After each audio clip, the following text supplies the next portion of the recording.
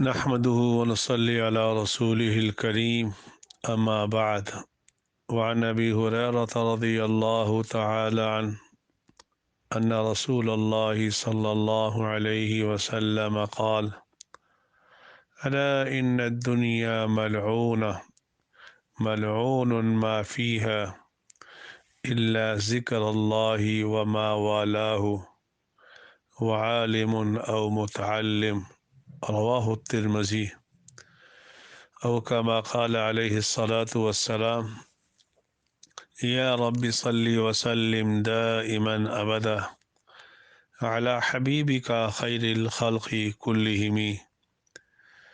آج کا میرا موضوع رسول اکرم صلی اللہ علیہ وآلہ وسلم کی نظر میں دنیا کی حقیقت۔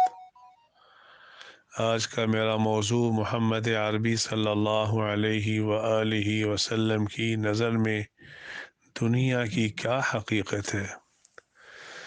چنانچہ اس روایت میں حضرت ابو ہریرہ رضی اللہ تعالی عنہ سے روایت ہے ان رسول اللہ صلی اللہ علیہ وسلم قال، بے شک اللہ کے نبی صلی اللہ علیہ وسلم نے ارشاد فرمایا، الا ان الدنیا ملعونۃ، خبردار بے شک دنیا ساری کی ساری ملعونہ ہے۔ اب رسول اکرم صلی اللہ علیہ وآلہ وسلم نے دنیا کو ملعونہ کہا، اس کی وجہ کیا ہے؟ وہ دنیا ملعونہ ہے جو دنیا انسان کو اپنے اللہ سے دور کر دے، جو دنیا اللہ سے دور کر دے وہ دنیا اللہ کے ہاں ملعونہ ہے۔ آگے رسول اکرم صلی اللہ علیہ وسلم نے فرمایا، ملعون ما فیہا، جو کچھ اس دنیا کی اشیاء ہے ساری کی ساری ملعون ہے، لیکن اللہ کے نبی صلی اللہ علیہ وسلم نے فرمایا چند چیزیں اس سے مستثنا ہے۔ پہلی چیز الا ذکر اللہ، اللہ کا ذکر، اللہ کا ذکر وہ اس میں شامل نہیں۔ وما والاہ، اور وہ اعمال جو انسان کو اپنے اللہ کے قریب کر دیں وہ بھی ملعون نہیں ہیں، وہ بھی ملعون نہیں ہیں۔ اور رسول اکرم صلی اللہ علیہ وسلم نے فرمایا وعالم او متعلم، اسی طرح علم حاصل کرنے والا، علم حاصل کرنے والا وہ بھی ملعون نہیں ہے، اور علم سکھانے والا وہ بھی ملعون نہیں ہے، وہ بھی ملعون نہیں ہے۔ اور مجھے یہاں ایک اور حدیث یاد آ گئی، غالباً ابن عباس رضی اللہ تعالی عنہ فرماتے ہیں، ان اللہ تعالی جعل الدنیا ثلاثة اجزاء، اللہ نے دنیا کو تین حصوں میں تقسیم کیا۔ جزء للمؤمن، ایک حصہ اللہ نے مومن کے لیے، وجزء للمنافق، اور ایک حصہ منافق کے لیے، وجزء للکافر، اور ایک حصہ کافر کے لیے۔ فالمؤمن، مومن کے لیے جو اللہ نے جو دنیا کا حصہ مقرر کر رکھا ہے اس کا مقصد کیا ہوتا ہے؟ یتزود، وہ دنیا کو ذات راہ سمجھتا ہے۔ جیسے آدمی سفر پہ جا رہا ہو تو اپنے ساتھ کچھ چینی کی بوری لے کے نہیں جائے گا، آٹے کی تھیلی لے کے نہیں جائے گا، مختصر راشن ہوگا، مختصر راشن جو سفر کے اندر ضرورت جس سے پوری ہو سکے۔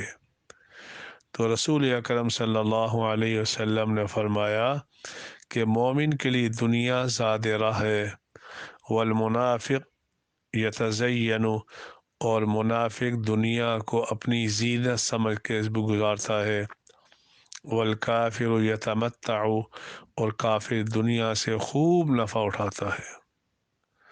تو اللہ کے نبی صلی اللہ علیہ وسلم نے اس حدیث میں فرمایا کہ ساری چیزیں ملعون ہیں لیکن عالم اور متعلم، اس سے معلوم ہوا عالم اور متعلم کے علاوہ باقی ساری چیزیں اللہ کے ہاں بیکار ہیں۔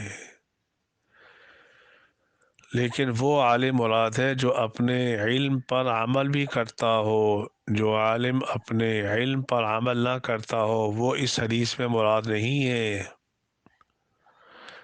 ملاری قاری لکھا الجامعون بین العلم والعمل، جو علم، جس کے پاس علم بھی ہو اور اس پر عمل بھی ہو۔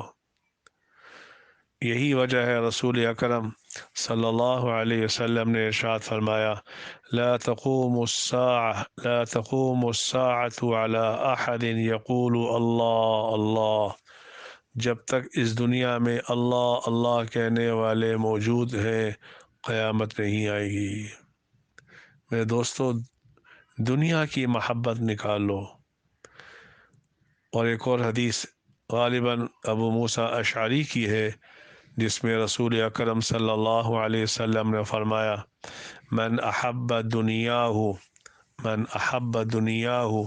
اضر بآخرتہ، جو دنیا سے محبت کرتا ہے وہ آخرت میں اپنا درجہ کم کر لیتا ہے۔ ومن احب آخرتہ، جو آخرت سے محبت کرتا ہے اضر بدنیاہ، اب وہ دنیا کی طرف توجہ نہیں کرتا۔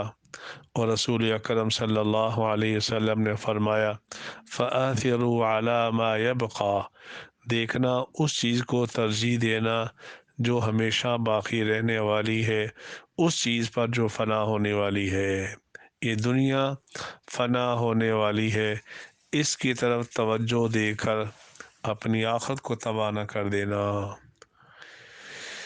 اس پر مجھے عبداللہ بن مسعود کی روایت یاد آ گئی کہ حضرت عبداللہ بن مسعود فرماتے ہیں ان رسول اللہ صلی اللہ علیہ وسلم نام علی حصیر، اللہ اکبر، ایک دفعہ محمد عربی صلی اللہ علیہ وآلہ وسلم ایک چٹائی پہ لیٹے ہوئے تھے، تو اللہ کے نبی صلی اللہ علیہ وسلم جب اٹھے تو آپ کی پشت پر اس چٹائی کے نشانات تھے۔ فقال ابن مسعود یا رسول اللہ لو امرتنا ان نبسط لك ونعمل، اے اللہ کے نبی صلی اللہ علیہ وسلم، اگر آپ ہمیں حکم کریں تو ہم آپ کے لیے دنیا کے اسباب مہیا کرتے ہیں۔ آپ اتنی عظیم شخصیت آپ کی، اور آپ دنیا کے اعتبار سے کچھ بھی نہیں ہے، چٹائی بھی اتنی سخت جس کے نشانات آپ کی پشت پر ظاہر ہو رہے ہیں۔ حضور اکرم صلی اللہ علیہ وسلم نے فرمایا مالی ولی دنیا، مجھے دنیا سے کیا سروکار ہے۔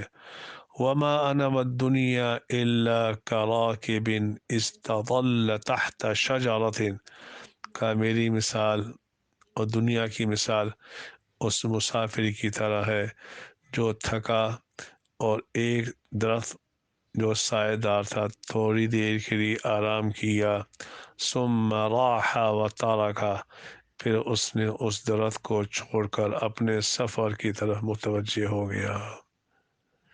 میرے بھائیو، یہ دنیا کی حقیقت ہے، یہ آنے جانے والی چیز ہے دنیا۔ دیکھنا دنیا سے محبت کر کے اپنے اللہ سے دور نہ ہو جانا۔ اللہ ہم سب کو اپنا تعلق نصیب فرمائے۔ وآخر دعوانا ان الحمد للہ رب العالمین، اللہ رب